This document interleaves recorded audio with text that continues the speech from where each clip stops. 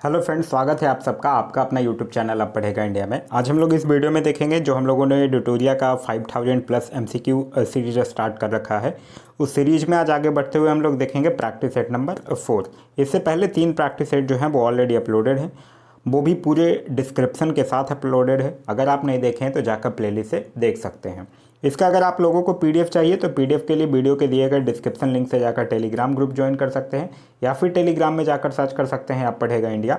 वहाँ जो ग्रुप आएगा उसको ज्वाइन कर लीजिए, वहाँ इसका पीडीएफ जो है वो प्रोवाइड करवा दिया गया है।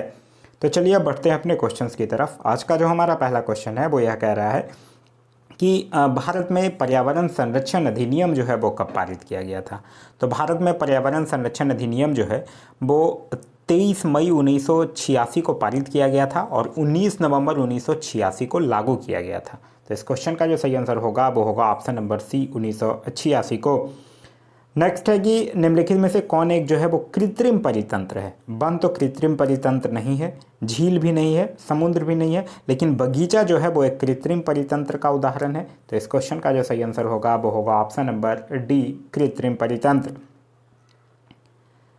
आगे कह रहा है कि निम्नलिखित में से कौन जो है वो सर्वाधिक ग्रीन हाउस इफेक्ट करती है। तो सर्वाधिक ग्रीन हाउस इफेक्ट कौन करता है? जलवाष्प करता है। तो इस क्वेश्चन का जो सही आंसर होगा वो होगा option number A, water vapour. Bharat के मुख्य भूमि का दक्षिणतम बिंदु पूछ रहा है। मुख्य भूमि का अगर दक्षिणतम बिंदु पूछता है तो आपका आंसर हो जाएगा कन्याकुमारी। तो इस क्वेश्चन का सही आंसर होगा वो होगा ऑप्शन नंबर बी। यही अगर पूछ दे कि भारत का सबसे दक्षिणी बिंदु कौन है तो वो इंदिरा पॉइंट है, जो कि बृहद निकोबार द्वीप में स्थित है। भारत में किस प्रकार के वन का सर्वाधिक भाग में पाया जाता है। तो भारत में अगर हम लोग बात करते हैं तो सर्वाधिक भाग में पाया जाता है उष्णकटिबंधीय पर्णपाती वन। तो इस क्वेश्चन का जो सही आंसर होगा वो होगा ऑप्शन नंबर बी, उष्णकटिबंधीय पर्णपाती वन। नेक्स्ट है कि निम्नलिखित कथनों में से कौन सही है? हिमालय के पश्चिमी भाग की अपेक्षा पूर्वी भाग में अधिक विविधता पाई जाती है। ये बिल्कुल सही है, पश्चिमी भाग की अपेक्षा में पूर्वी भाग में अधिक विविधता पाई जाती है। आगे है कि हिमालय के पश्चिमी भाग की अपेक्षा पूर्वी भाग की चौड़ाई अधिक है। नहीं, गलत है, पश्चिमी भाग की चौड़ाई अधिक है। तो इस क्वेश्चन का जो सही आंसर होगा वो होगा ऑप्शन नंबर ए, केवल एक जो है वो सही है। अरब सागर में गिरने वाली भारत की सबसे बड़ी प्रायद्वीपीय नदी कौन है? तो भारत की सबसे बड़ी प्रायद्वीपीय नदी जो अरब सागर में गिरती है वो है नर्मदा। तो इस क्वेश्चन का सही आंसर होगा वो होगा option number C, Narmada. Narmada नदी का जो उद्गम है वो विंध्याचल पर्वत श्रेणियों में स्थित अमरकंटक नामक स्थान से होता है और यह जो है वो ब्रिभंस घाटी से होकर बहती है। चाय की खेती के लिए निम्न में से कौन सी मिट्टी जो है वो सबसे उपयुक्त है? तो चाय की खेती के लिए अम्लीय मिट्टी जो होती है वो सबसे उपयुक्त होती है। तो इस क्वेश्चन का सही आंसर होगा वो होगा ऑप्शन नंबर ए, अम्लीय मिट्टी जो होती है वो सबसे उपयुक्त हो जाएगी। आगे कि मानसून निवर्तन होता है। तो मानसून निवर्तन जो होता है वो उत्तर पश्चिम भारत से बंगाल की खाड़ी। तो इस क्वेश्चन का जो सही आंसर होगा वो होगा ऑप्शन नंबर डी। नेक्स्ट है वेनेजुएला की राजधानी कहाँ है? तो वेनेजुएला एक दक्षिणी अमेरिका महाद्वीप में स्थित एक देश है जिसकी राजधानी है काराकस। तो इस क्वेश्चन का सही आंसर होगा वो होगा ऑप्शन नंबर ए। आगे है कि निम्नलिखित में से कौन जो है वो सुमेलित नहीं है, ये आपसे पूछ रहा है। भारत चक्रवात सुमेलित है, टाइफून चीन सुमेलित है, बिलीबिली ऑस्ट्रेलिया सुमेलित है, बाघियों अमेरिका सुमेलित नहीं है। तो इस क्वेश्चन का जो सही आंसर होगा वो होगा option number D. Coral reef या प्रवाल भित्ति मुख्यतः कहाँ पाई जाती है? तो कोरल रीफ या प्रवाल भित्ति जो है वो मुख्यतः कर्क एवं मकर रेखा के बीच पाई जाती है। तो इस क्वेश्चन का सही आंसर होगा वो होगा ऑप्शन नंबर सी। सोनसिंह समिति का संबंध किससे है? तो आप लोग पढ़े होंगे कि सरदार सोनसिंह समिति की अनुशंसा पर संविधान के 42वें संविधान संशोधन 1976 के द्वारा मौलिक कर्तव्य को संविधान में जोड़ा गया था। तो इस क्वेश्चन का जो सही आंसर होगा वो होगा ऑप्शन नंबर सी, मूल कर्तव्य से। ध्यान रखिएगा, ये जो मूल कर्तव्य है ये भाग 4 के क में है और अनुच्छेद 51 क के तहत रखा गया है। नेक्स्ट है कि न्यायोचित एवं मानवीय कार्य दशाओं तथा मातृत्व सहायता के लिए उपबंध संविधान के किस अनुच्छेद में किया गया है? तो यह किया गया है अनुच्छेद 42 में। तो इस क्वेश्चन का सही आंसर होगा वो होगा ऑप्शन नंबर सी, अनुच्छेद 42। अनुच्छेद 42 में ये कहा गया है कि काम की न्याय संगत और मनोवांछित दशाओं का तथा प्रस्तुति सहायता का उपबंध करना। आगे है कि भारत के नियंत्रक व महालेखक परीक्षक के संबंध निम्न कथनों पर विचार कीजिए। इसके कार्यकाल 6 वर्ष या 62 वर्ष जो भी पहले हो, ये गलत है। 62 नहीं, यहाँ 65 वर्ष होना चाहिए। ठीक है, तो ये गलत है। यह राष्ट्रपति के प्रसाद प्रयत्न अपने पद पर बने रहते हैं, ये भी गलत है। इनके वेतन तथा अन्य सेवा शर्तें जो है वो राष्ट्रपति द्वारा निर्धारित होती है, ये भी गलत है। तो यह तीनों के तीनों कथन जो है वो गलत है। तो इस क्वेश्चन का सही आंसर होगा वो होगा ऑप्शन नंबर डी, उपयुक्त सभी। ध्यान रखिएगा, नियंत्रक व महालेखक परीक्षा की बात करते हैं तो यह जो है वो अनुच्छेद 148 से लेकर 151 में इसका वर्णन किया गया है। और यह जो होता है वो संसद की लोक लेखा समिति के गाइड, मित्र एवं मार्गदर्शक के रूप में कार्य करता है। राज्यों में मुख्यमंत्री समेत मंत्रियों की अधिकतम संख्या विधानसभा की कुल सदस्य संख्या के कितने प्रतिशत से अधिक नहीं होनी चाहिए, यह पूछ रहा है। तो 15% से अधिक नहीं होनी चाहिए। तो इस क्वेश्चन का सही आंसर होगा वो होगा ऑप्शन नंबर सी, 15%। नेक्स्ट है कि रीट जारी करना उच्चतम न्यायालय के किस क्षेत्राधिकार में आता है, तो यह न्यायाधीश क्षेत्राधिकार में आता है। तो इस क्वेश्चन का सही आंसर होगा वो होगा ऑप्शन नंबर बी, न्यायाधीश क्षेत्राधिकार। आगे है कि दल बदल अधिनियम संबंधित संशोधन कब पारित किया गया था, तो दल बदल अधिनियम संशोधन जो है वो 52वां संविधान संशोधन में हुआ था और इसको 10वीं अनुसूची में रखा गया और ये हुआ था 1985 में। तो इस क्वेश्चन का सही आंसर होगा वो होगा ऑप्शन नंबर बी। सर्वप्रथम प्रत्यक्ष चुनाव का प्रावधान निम्नलिखित में से किस अधिनियम के द्वारा किया गया है, तो यह किया गया है भारत शासन अधिनियम 1919 के द्वारा। तो इस क्वेश्चन का सही आंसर होगा वो होगा ऑप्शन नंबर सी, भारत शासन अधिनियम 1919। याद रखिएगा, केंद्र में द्विसदनात्मक विधायिका की स्थापना भी इसके द्वारा किया गया था। प्रांतों में द्वैत शासन प्रणाली का प्रवर्तन किया गया था। भारत में एक लोक सेवा आयोग के गठन का प्रावधान किया गया था और पहली बार केंद्रीय बजट को राज्यों के बजट से अलग भी किया गया था। प्रधानमंत्री का राष्ट्रपति को सूचनाएं प्रदान करने संबंधी कर्तव्यों का उल्लेख किसमें है, तो आप लोग पढ़े होंगे अनुच्छेद 78, जिसमें यह कहा गया है कि प्रधानमंत्री जो होता है वो राष्ट्रपति एवं मंत्रिपरिषद के बीच संवाद की मुख्य कड़ी होता है। तो इस क्वेश्चन का जो सही आंसर होगा वो होगा ऑप्शन नंबर डी। निम्नलिखित में से कौन सा देश जो है वो प्रातःकाल शांति की भूमि यानी land of the morning calm के नाम से जाना जाता है, तो यह दक्षिण कोरिया को जाना जाता है। तो इस क्वेश्चन का सही आंसर होगा वो होगा ऑप्शन नंबर बी, दक्षिण कोरिया। नेक्स्ट है कि विश्व जल संरक्षण दिवस कब मनाया जाता है, तो विश्व जल संरक्षण दिवस जो है वो 22 मार्च को मनाया जाता है। तो इस क्वेश्चन का सही आंसर होगा वो होगा ऑप्शन नंबर बी, 22 मार्च को। नेक्स्ट है कि स्वदेशी और बहिष्कार आंदोलन का अनुमोदन कांग्रेस के किस अधिवेशन में हुआ था, तो यह हुआ था बनारस अधिवेशन 1905, जिसकी अध्यक्षता जो है वो गोपाल कृष्ण गोखले के द्वारा जो है वो किया गया था। तो इस क्वेश्चन का सही आंसर होगा वो होगा ऑप्शन नंबर सी। कांग्रेस की कार्य समिति में भारत विभाजन का प्रस्ताव कब पारित किया गया था, तो भारत विभाजन का प्रस्ताव जो है वो 14 जून 1947 को पारित किया गया था और 14 जून 1947 को कांग्रेस महासमिति की बैठक में गोविंद बल्लभ पंत जो थे वो देश के विभाजन की माउंटबेटन योजना को स्वीकार करने का प्रस्ताव जो है वो पेश किए थे। तो इस क्वेश्चन का सही आंसर होगा वो होगा ऑप्शन नंबर बी। संविधान सभा की प्रथम बैठक का आयोजन किस गवर्नर जनरल के द्वारा किया गया था, तो यह किस गवर्नर जनरल के द्वारा किया गया था, लॉर्ड बेवेल के। क्यों, देखिए लॉर्ड बेवेल का जो टेन्योर कब से कब तक था, 1944 से लेकर 1947 तक। और आप लोग पढ़े होंगे कि संविधान सभा की प्रथम बैठक जो है वो 9 दिसंबर 1946 को नई दिल्ली स्थित काउंसिल चैम्बर के पुस्तकालय भवन में हुई थी। तो इसलिए इस क्वेश्चन का जो सही आंसर होगा वो होगा option number B, lord Wavell. Mangal Pandey ने प्रथम भारतीय स्वतंत्रता संग्राम की शुरुआत की थी। इसके उपरांत ब्रिटिश सरकार द्वारा उन्हें कब फांसी दी गई, तो ब्रिटिश सरकार के द्वारा उन्हें फांसी दिया गया था 8 अप्रैल 1857 को। तो इस क्वेश्चन का सही आंसर होगा वो होगा ऑप्शन नंबर सी। ध्यान रखिएगा, मंगल पांडे का संबंध जो था वो 34वां बंगाल नेटिव इन्फेंट्री से था। बहावी आंदोलन का प्रमुख क्षेत्र नहीं रहा, तो बहावी आंदोलन का बंगाल रहा था, संयुक्त प्रांत रहा था, असम नहीं था। तो इस क्वेश्चन का सही आंसर होगा वो होगा ऑप्शन नंबर सी, असम। बहावी आंदोलन का जो टेन्योर है वो 1830-31 के आसपास है। पुस्तक एरिया ऑफ डार्कनेस के लेखक कौन है, तो इस पुस्तक के लेखक हैं B.S. नॉयपॉल और यह पुस्तक लिखी गई थी 1964 में।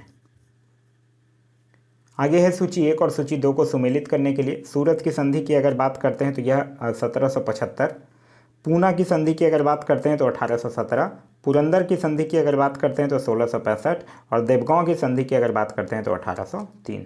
तो इस तरह से इस क्वेश्चन का जो सही आंसर होगा वो होगा ऑप्शन नंबर सी।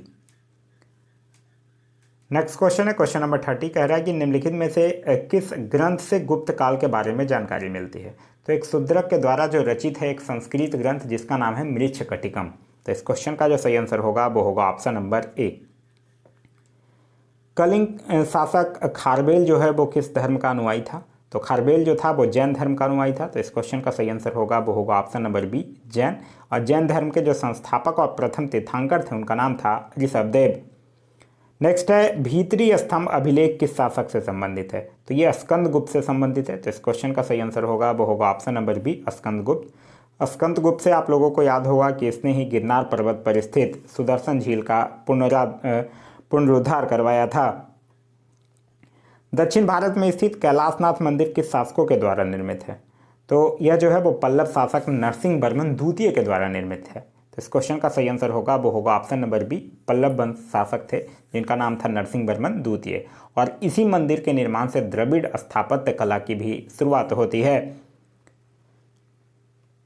सिकंदर की मृत्यु के बाद भारत ने अपनी गर्दन से दास्ता का जुआ उतार फेंका, साथ ही अपने गवर्नरों की हत्या कर दी। इस मुक्ति युद्ध का नायक सेड्रोकटस था।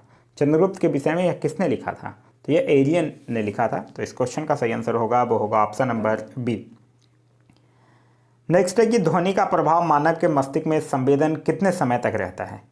तो यह कितने समय तक रहता है, 1/10 सेकंड तक। तो इस क्वेश्चन का सही आंसर होगा वो होगा ऑप्शन नंबर बी। ध्वनि से याद रखिएगा, ध्वनि तरंग जो होता है वो अनुदैर्घ्य यांत्रिक तरंगें होती हैं और ध्वनि की चाल जो है वो सबसे अधिक ठोस में, उसके बाद द्रव में और उसके बाद गैस में होती है। सॉरी। नेत्र में प्रवेश करने वाले प्रकाश की मात्रा का नियंत्रण निम्न में से किस अंग के द्वारा किया जाता है। तो यह आइरिस के द्वारा किया जाता है। तो इस क्वेश्चन का सही आंसर होगा वो होगा ऑप्शन नंबर डी, आइरिस। याद रखिएगा, आंख के रंग से जो मतलब है वो आइरिस के रंग से होता है। रक्त की अशुद्धियाँ किस अंग में जाकर छनती है। तो रक्त की अशुद्धियाँ जो है वो वृक्क में जाकर छनती है। तो इस क्वेश्चन का सही आंसर होगा वो होगा ऑप्शन नंबर बी। वृक्क जो है वो प्रति मिनट औसतन 125 मिलीलीटर, मतलब कि दिन भर में 180 लीटर रक्त जो है वो फिल्ट्रेट करता है। रक्त का कितना प्रतिशत भाग जो है वो प्लाज्मा होता है। तो रक्त का लगभग 55 से 60% भाग जो होता है वो प्लाज्मा होता है। रक्त की अगर बात करते हैं तो रक्त एक क्षारीय विलयन है जिसका पीएच मान जो होता है वो 7.4 होता है। एक पौधे पर पुष्पन होने के लिए उत्तरदायी हार्मोन कौन है। तो फ्लोरिजीन को क्या कहा जाता है, फूल खिलाने वाला हार्मोन भी कहा जाता है। तो इस क्वेश्चन का जो सही आंसर होगा वो होगा ऑप्शन नंबर डी। नेक्स्ट है कि इंद्रधनुष किसके कारण होता है। तो इंद्रधनुष जो है वो परावर्तन और अपवर्तन के कारण होता है। तो इस क्वेश्चन का सही आंसर होगा वो होगा ऑप्शन नंबर डी। नेक्स्ट है कि एक ही पदार्थ के अणुओं के बीच कार्यकारी आकर्षण बल को क्या कहा जाता है। तो एक होता है कोहेसिव, एक होता है एडेसिव। तो इसको क्या कहा जाता है, सहसंजक बल। तो इस क्वेश्चन का सही आंसर होगा वो होगा ऑप्शन नंबर डी।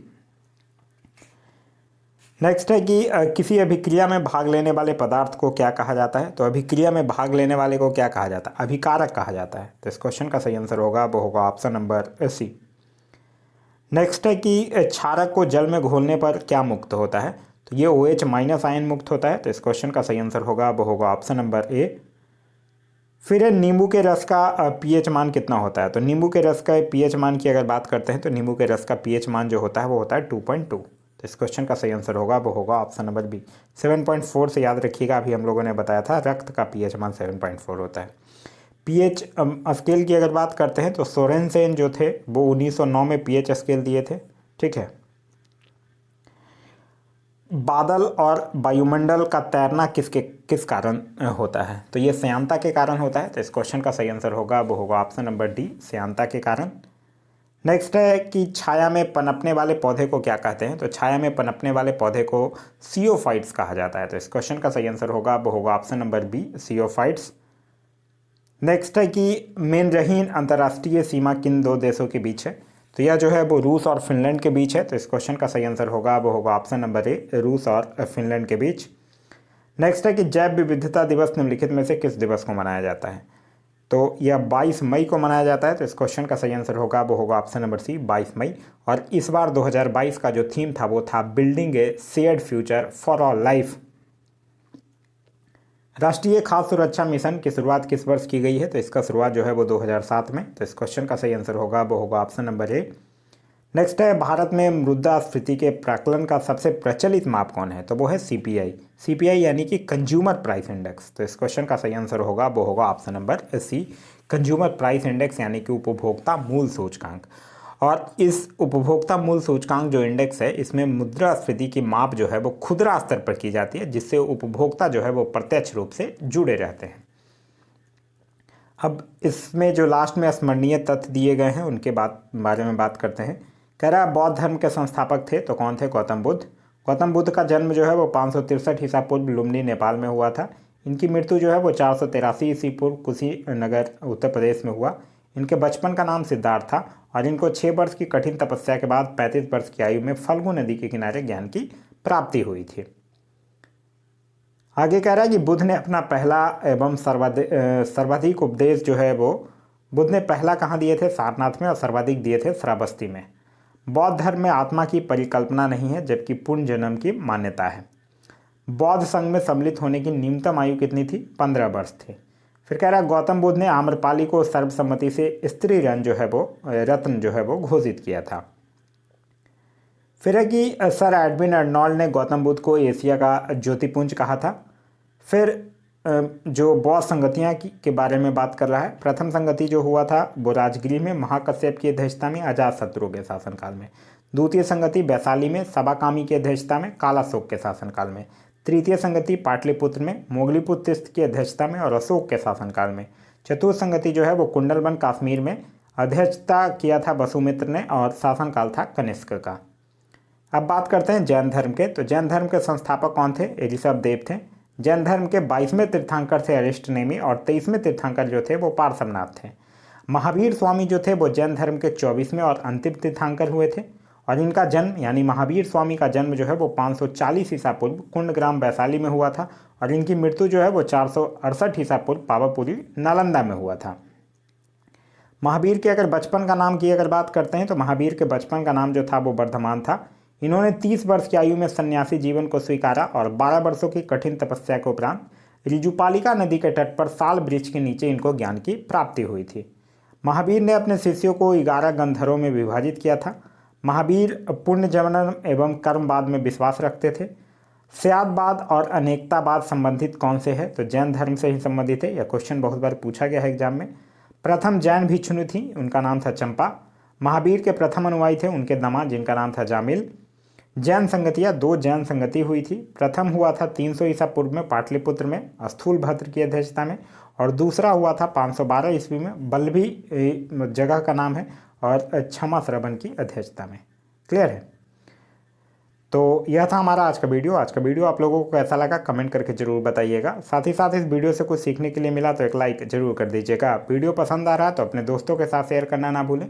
अभी तक आप इस चैनल पर नए हैं या चैनल को सब्सक्राइब नहीं किए हैं तो चैनल को सब्सक्राइब कर लीजिए और साथ ही साथ बेल आइकन दबा लीजिए ताकि हमारे सारे वीडियो के नोटिफिकेशन आपको मिलते रहें।